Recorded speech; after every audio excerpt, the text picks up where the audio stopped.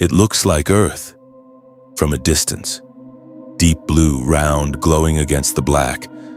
It looks exactly like home. For a moment, looking at it, you might feel something. Relief, maybe, recognition. The instinct that says, I know this place. You don't. What you are looking at is not an ocean. It is not a sky. It is a furnace wrapped in broken glass, spinning at the edge of destruction, screaming through space, at a distance from its star so close, it completes a full year, in 2 Earth days. This is HD 189733b, and it is the most beautiful death trap ever found. We have always searched the sky for blue. Blue means water. Water means life. That is the logic we carry, the assumption baked into every telescope we have ever built and every mission we have ever launched. Find the blue dot. That is the one. In 2005, astronomers found a blue dot, 63 light-years away in the constellation Vulpecula. A planet orbited its star in a blaze of cobalt light. When Hubble finally measured its color in 2013, confirmed, unambiguous, real, the images went everywhere. A blue planet. Another Earth, people said. The scientists who actually studied the data said nothing like that, because the blue is not from an ocean. It is not from a sky. The blue of HD 189733b comes from glass, tiny particles of silicate, the same material in your window, your phone screen, the lens of the telescope that found it. Suspended in superheated clouds, scattering blue light back into space, the same way water droplets scatter it on Earth. It is the most perfect lie in the galaxy. A planet that wears Earth's color like a mask. Here is what is behind the mask. The dayside temperature over 1,000 degrees Celsius. Hot enough to melt platinum. Hot enough to vaporize lead before it even forms a puddle. Hot enough that if you materialized on the surface, your body would not burn. It would not even have time to burn. It would simply cease to exist as a solid object. But the temperature is not what will kill you first. The wind will. On Earth, a Category 5 hurricane moves at around 250 kilometers per hour. We board up windows. We evacuate coastlines. We call it a catastrophe. The winds on HD 189733b move at 8,700 kilometers per hour. That is Mach 7. 7 times the speed of sound. Faster than any aircraft ever built by human hands. Faster than a bullet leaving a rifle barrel. These winds do not blow in one direction and stop. They wrap around the entire planet in a continuous, unbroken scream.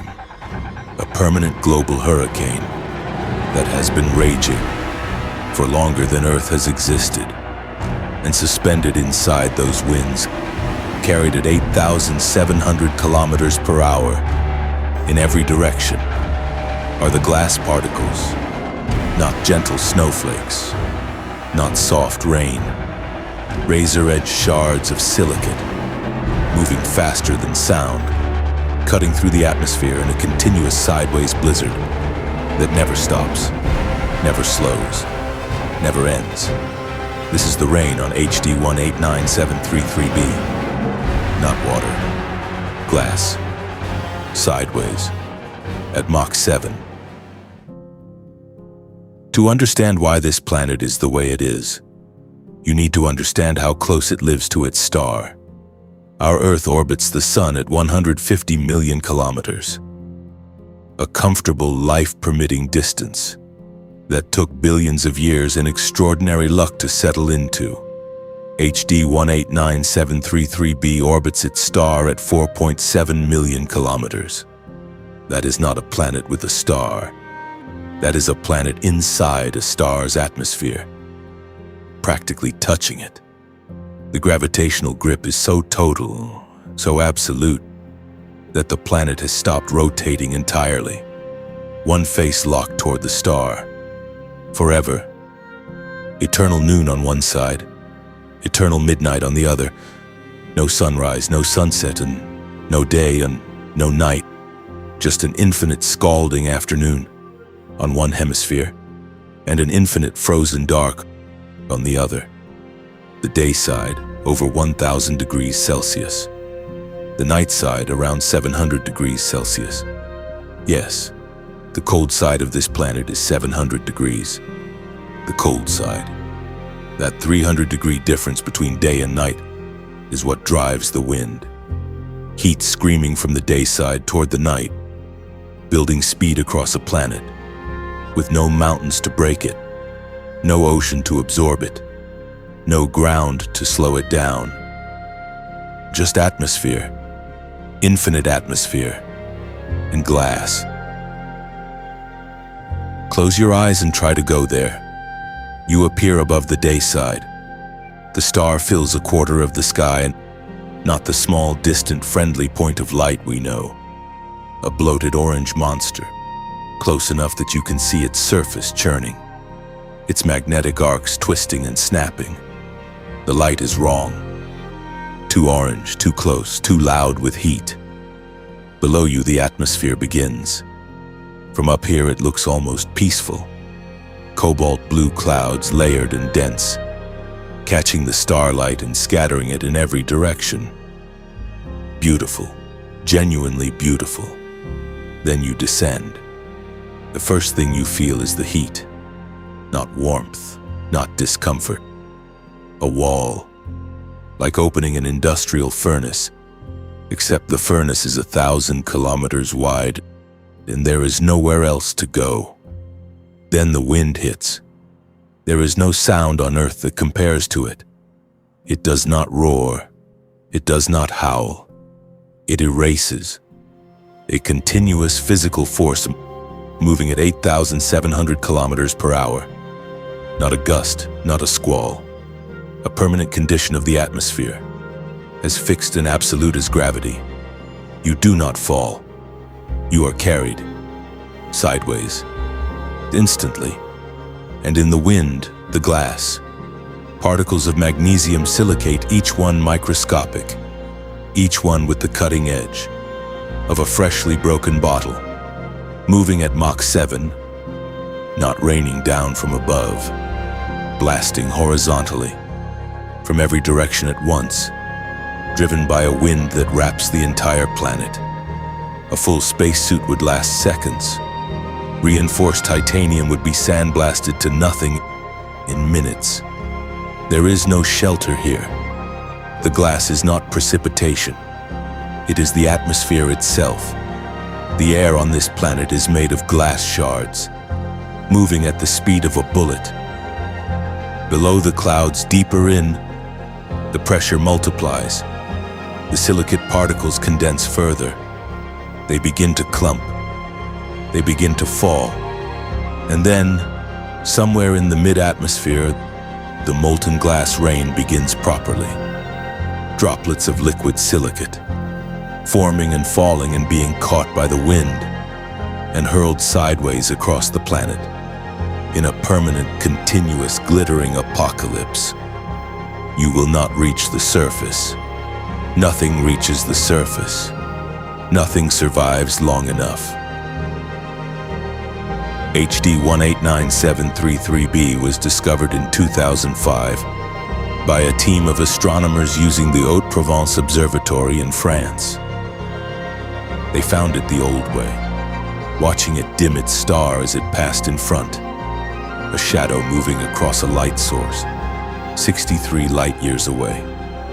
That dimming, a fraction of a percent, told them a planet was there. 2 years later, in 2007, NASA's Spitzer Space Telescope built the first thermal map of an exoplanet. Not an image, not a photo, a temperature map, a picture drawn in heat.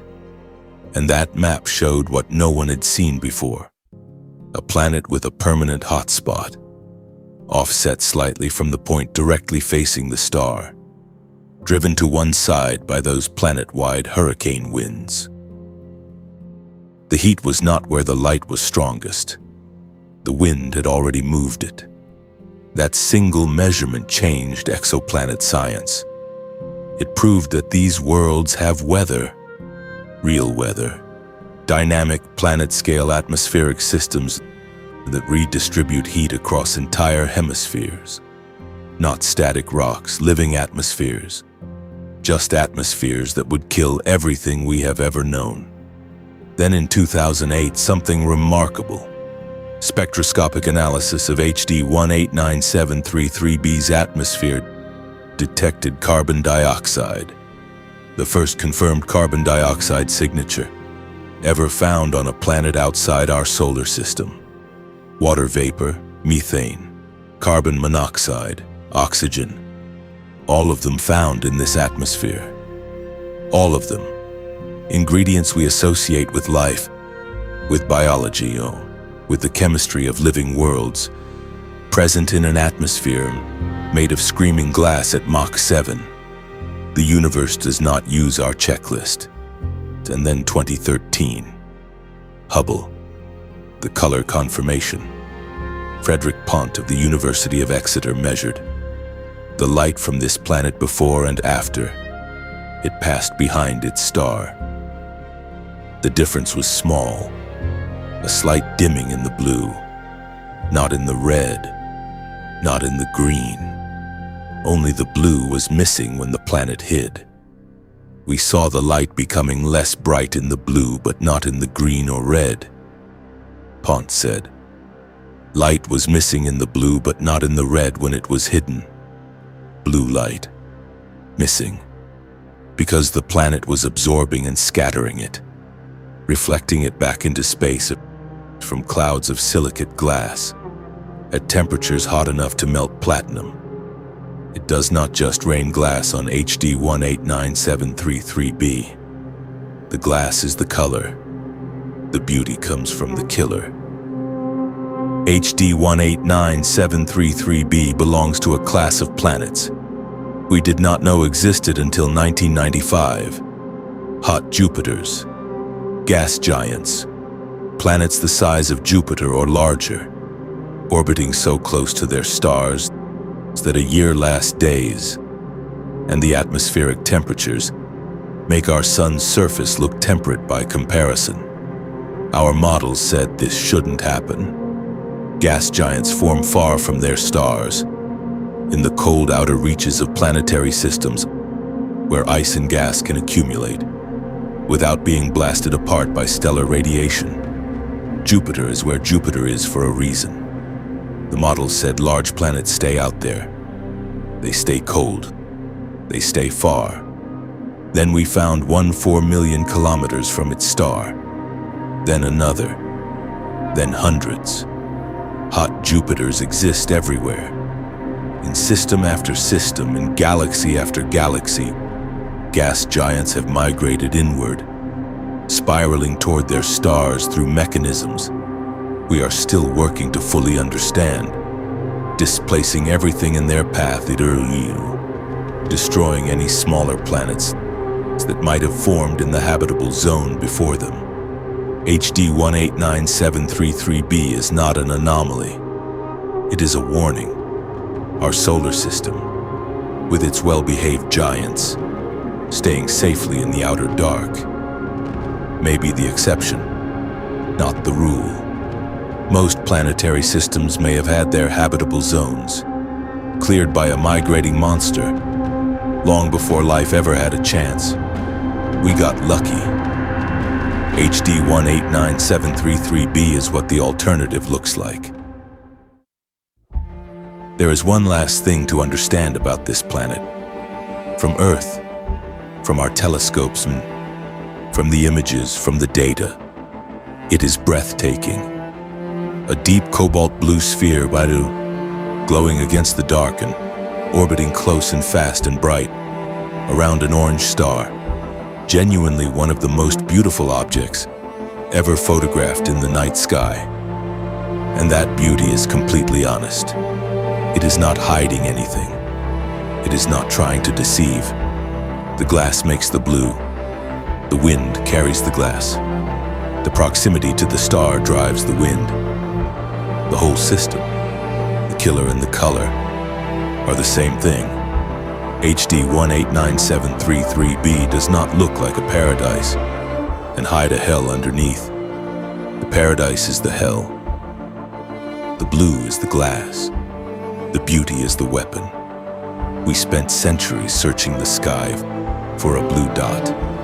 We wanted to find home.